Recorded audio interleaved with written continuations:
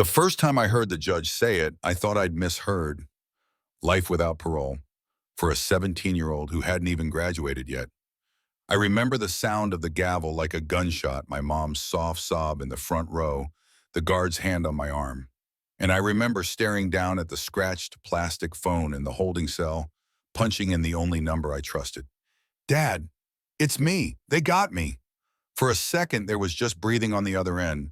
Then that deep voice I'd grown up with, suddenly cold and furious. Where are you calling from? What happened? That was the first flicker of hope I'd felt since the cuffs closed on my wrists. You gotta understand who I was before that night. My name's Caleb Carter, at least it was then. Honor roll early acceptance to Stanford captain of the debate team in a little Midwestern town called Brookhaven. My mom was a civil rights attorney. My dad was a world away in D.C., the first black U.S. Attorney General in history, shaking hands with world leaders while I was trying to keep my head down in a place where kids like me stood out just by existing. Teachers still said, "You're so articulate," like it was a compliment. Security guards followed me in the hallways but let white kids walk by unchecked.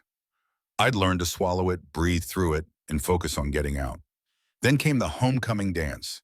Blue streamers, bad pop music, the smell of cafeteria pizza, trying to pass as hors d'oeuvres. My date, Maya Reynolds.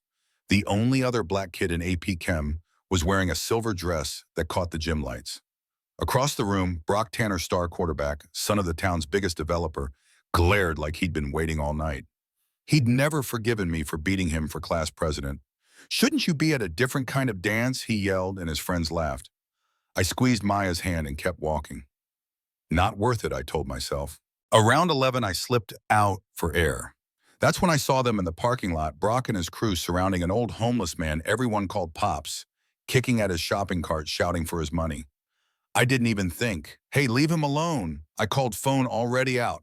"I'm recording this." Brock spun on me, drunk eyes glittering. Attorney General's kid thinks he runs this town. He lunged. His foot caught the curb. He went down face first. A crack, blood pooling on the asphalt. I dropped to my knees, yelling for help. And then the patrol car screeched in lights flashing. Officer Hayes, known for pulling over every black driver on Main Street, jumped out with his gun already drawn. On the ground now, I didn't do anything. I held my hands up. The football players, suddenly sober, fell right into formation. He attacked Brock. We saw it. Pops tried to speak. The boy was helping me, and a cop shoved him away. Next thing I knew, my face was pressed against a cold hood cuffs, cutting into my wrists, Maya screaming my name. The trial was a blur. The video disappeared. The public defender had 100 other cases. The DA made me sound like some jealous thug. Judge Caldwell, a man with a reputation for tough sentences and a golf membership at Brookhaven Country Club, looked at me like I was a statistic. "Your privileged background makes your crime all the more reprehensible," he said, before dropping life with parole after 25 years. I saw a man in an expensive suit at the back of the courtroom nod as the sentence landed, and I didn't understand then, but I do now. Each year I'd spend locked up meant state money flowing to his company's prison. Prison stripped me of everything in one afternoon. Strip search, orange jumpsuit, Block E, the violent offender's tier, even though I had no record. The smell of bleach and sweat, the eyes tracking me from every cell. My cellmate Marcus Washington, a 50-something man with gray-streaked dreads, sized me up with a kind of tired kindness. "First-timer," he murmured. "They put you here for a reason. Listen, keep your head up, but your eyes down. Show respect, show no fear. Never turn your back in the shower." He taught me how to survive, how to breathe, how to stay human. The warden, a former hedge fund guy named Pierce, looked me over like I was a spreadsheet. "Attorney General's boy," he smirked. "In here, you're just another number contributing to our 98% capacity rate. Inmates built office furniture for 25 cents an hour while their bodies broke down. White guys got library duty, black and brown guys got the floor. Guards tossed racial slurs like it was nothing. A white supremacist gang leader named Kruger started circling me, calling me special. I stayed close to cameras, close to Marcus, trying to fade into the concrete. They denied my phone call for weeks. Systems down form wasn't filled out, try next shift. Finally, Marcus whispered, "Ask when Lieutenant Ortiz is on. He follows the rules." That's how I got 3 minutes with my dad. "Listen to me carefully," he said. This stops now. Stay alive. Trust no one but your cellmate.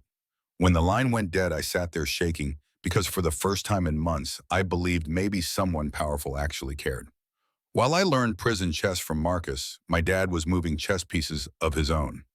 He stepped aside from his post, put his deputy in charge, and started building a case. He found the missing video on a backup server. He traced Judge Caldwell's stock holdings in a private prison corporation. He sent an undercover officer into my prison as a guard, a quiet man who slipped me a note in my dinner tray. You are not forgotten. Help is coming. I hid that note under my mattress and touched it every night before lights out. Then came the lowest point. They threw me in solitary, inciting unrest because I started a study group. 6 by 9 feet, lights never off, sleep sliced into fragments. One night, 3 guards pulled me out under the camera's blind spot. From Kruger's crew, one whispered before driving his fist into my ribs. I could taste blood. When they dumped me back in my cell, I curled on the floor thinking maybe this was how it ended.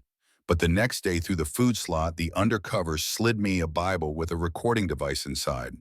Write everything down, he hissed. Names, dates, what they do. It's evidence. 7 months after my arrest, my dad filed an emergency petition in federal court.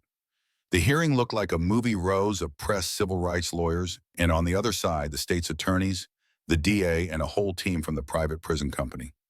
Judge Elaine Bryant, a black woman with a reputation for ironclad fairness, presided. My dad stood up, no longer the nation's top cop, just a father with evidence stacked like bricks. This isn't just about my son, he said. This is about a system that's been selling kids to prisons for profit. They played the video on a big screen, Brock drunkenly lunging, tripping, going down hard. No push, no punch. Kevin, one of Brock's friends, took the stand trembling and confessed. We were drunk. Brock started it. Caleb tried to help. Brock's dad told us to lie. Officer Hayes squirmed as my dad asked why his report ignored the homeless witness. Then came the financial expert showing bank transfers from the prison company to a shell account linked to Judge Caldwell 3 days after my sentencing. Caldwell pleaded the fifth, face pale under the TV lights. And then Brock himself walked in, pale but upright.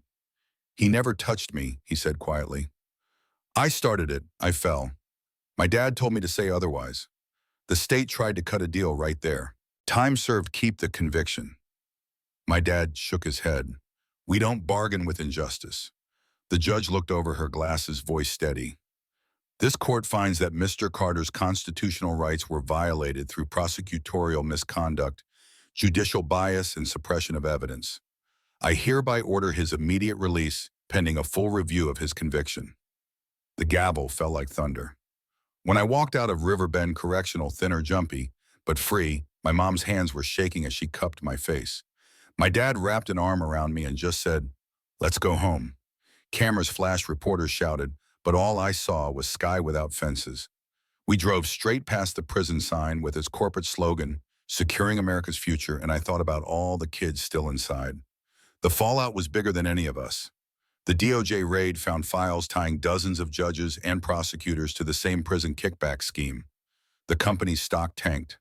Caldwell was indicted. The DA resigned. Laws changed, no more bed guarantee. Contracts, new rules for trying minors as adults. Marcus, my cellmate, got his drug conviction overturned and walked free after 15 years. Together, we started a mentorship program for kids coming out of juvenile detention, teaching them the law and how to write their own motions. My dad never went back to government. He founded an advocacy group that lobbies Congress to end private prison profiteering.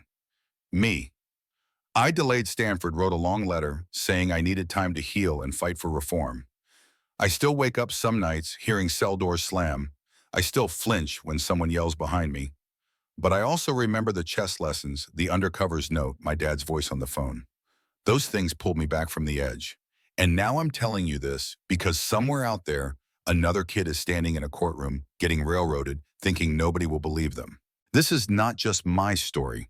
It's a window into how easily freedom can be traded for profit, how racial bias hides behind legal jargon, how a whole town can conspire to crush a teenager and call it justice.